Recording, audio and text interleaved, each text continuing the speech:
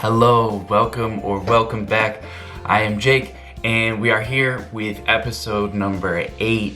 This is the last episode of the Music Theory 101, Music Theory Basics course, talking about the circle of fifths.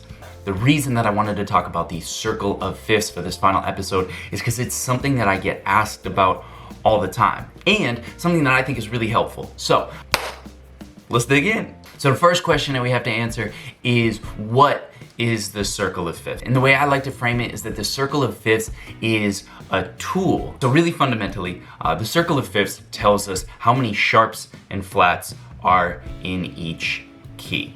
If you've seen the previous episodes, we talked about scales and how to build a scale, which gives us a certain set of notes, and the idea of playing in a key, meaning that we're using the notes from that scale. So as we learned, the key of C is all natural, but then we learned the G major scale in the key of G, and we saw that we have 1 sharp and F sharp in the key of G. And then we learned F major scale, and we saw that we have 1 flat in the F major scale and 1 flat in the key of F.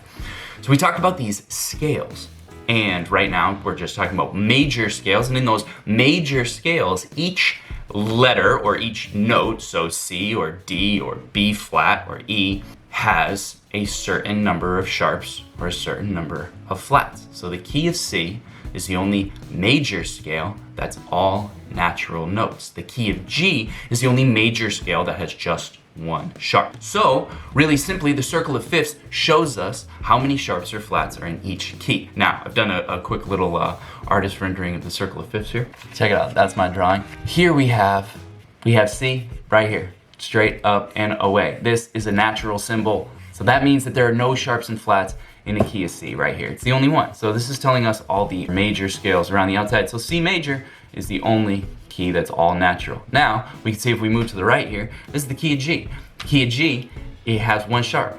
So we have 1 sharp right here, as we'll see written on the circle of fifths. So, key of C, all natural. Key of G, 1 sharp.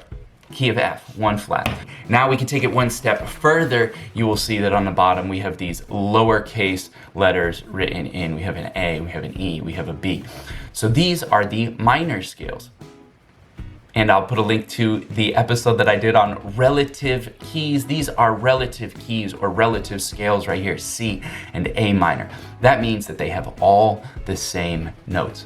So we can see that the E minor scale is the only minor scale, or the only natural minor scale that has just 1 sharp.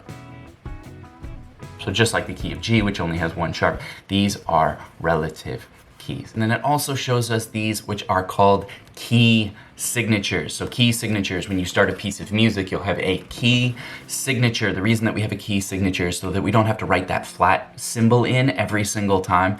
For example, this is a B flat. Our 1 flat in the key of F is a B flat. So if you were playing a piece of music in the key of F, you wouldn't have to write a flat symbol next to every single B. We just know, because of the key signature, that every time we see a B, that's going to be a B flat. Now, another question is, why is it called the circle of fifths?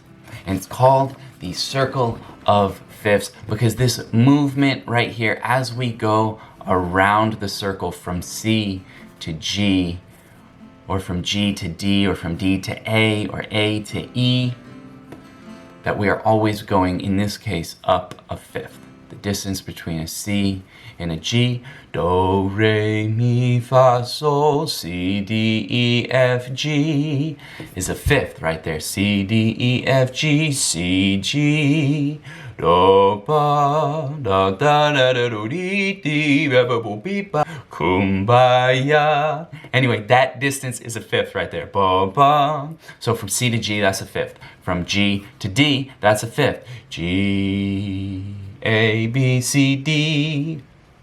That's a fifth right there. So from G to D is a fifth. And conversely, if we're going down from C back down to F, is down a fifth. So you will remember from our lesson on intervals that a fifth is 7 half steps. So a fifth is always 7 half steps. So say, for example, you are on C, C, C sharp, D, D sharp, E, F, F sharp, G. We get 7 half steps. So by the same token, if we went down 7 half steps from C, we get F. And then 7 half steps down from there, we get B flat, so on and so forth. Okay, cool. So we've talked about what the circle of fifths is. It's telling us how many sharps and flats are in each key. And then it's also showing us what those sharps or flats are. And then it's also showing us the relative keys. So not only the major keys, but also the minor keys. So the question is, how do we use it? Like, how do we take this and apply it? And number one is just like that general knowledge base. You could study it and say, okay, yeah, help it reinforce the fact that C is all natural or G has 1 sharp or whatever. But here's how I encourage a lot of my students to use it, specifically on piano, right? When we learn these scales, we have to learn where those sharps and flats are as we play the scale. So say you're playing a G major scale, you have to learn where that F sharp is in the scale when you play it up and down. So I like to use the circle of fifths as a kind of roadmap for learning scales and for learning chords. So you can start in the key of C, but then you could do the same thing for the key of G with 1 sharp, and then the key of F with 1 flat, and then the key of D with 2 sharps, and then the key of B flat with 2 flats, and then A. And you can progressively incorporate more and more sharps, more and more flats, and you develop your knowledge of different keys.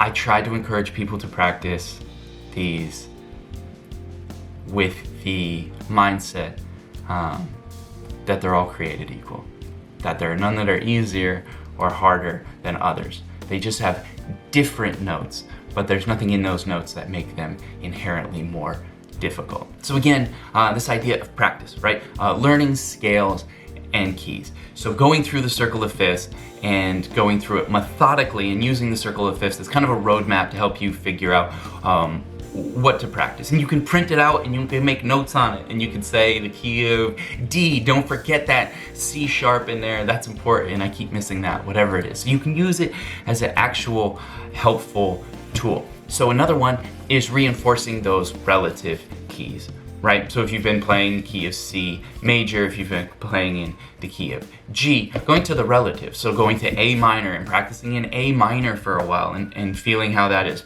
practicing in the key of E minor for a while and really reinforcing those relative major and relative minor.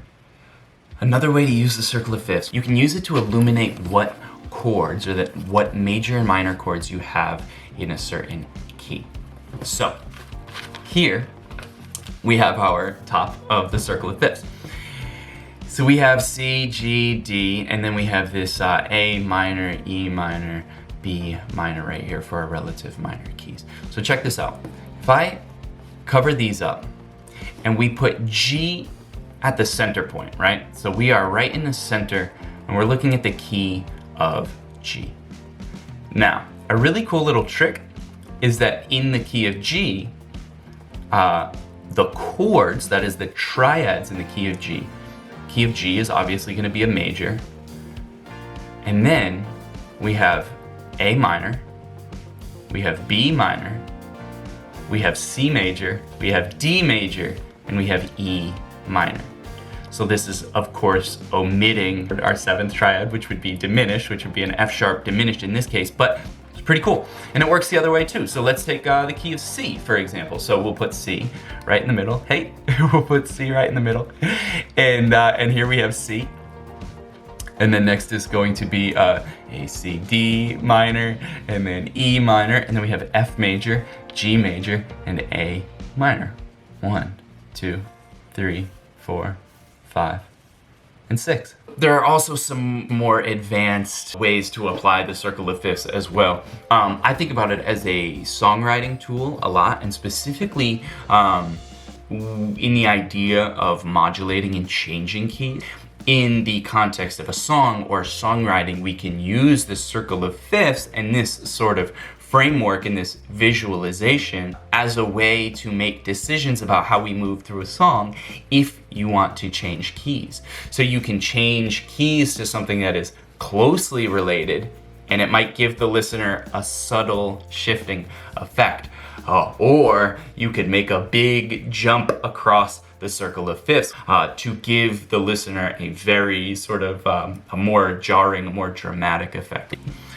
So anyway, I hope this helps. Again, this is the last lesson in this Music Theory 101 course. The next course that I'm doing is a songwriting course. So all of these lessons here are really designed to give somebody a basic music theory vocabulary to take into songwriting. So all of that is to say that we're going to be doing a lot of songwriting stuff in the future. The next series is going to be all about songwriting. Short story long, I am Jake. Thank you for watching. Thanks for following along. If you got questions, leave them in the comments. Hit me with a little thumbs up. Subscribe if you want more music theory and songwriting and creative stuff.